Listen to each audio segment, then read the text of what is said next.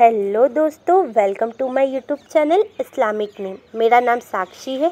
दोस्तों, हम हमारे चैनल पे आपके नाम से रिलेटेड जानकारी देते हैं, जैसे आपके नाम का मतलब, आपका lucky number, lucky date, lucky day, lucky colour, lucky stone, lucky metals.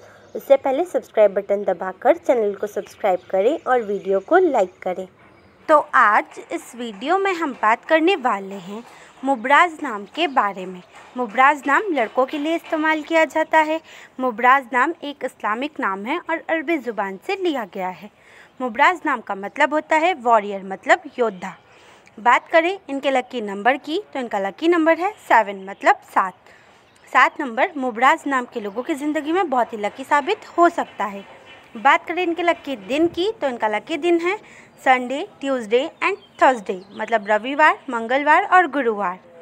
बात करें इनके लकी कलर की, तो इनका लकी कलर है गोल्डन, ऑरेंज एंड रेड, मतलब सुनहरा, नारंगी और लाल।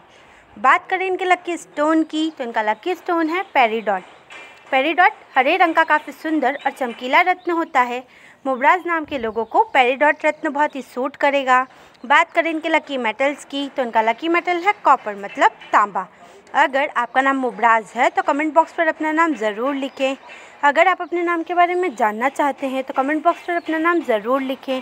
अपने दोस्तों के साथ इस वीडियो को शेयर करें।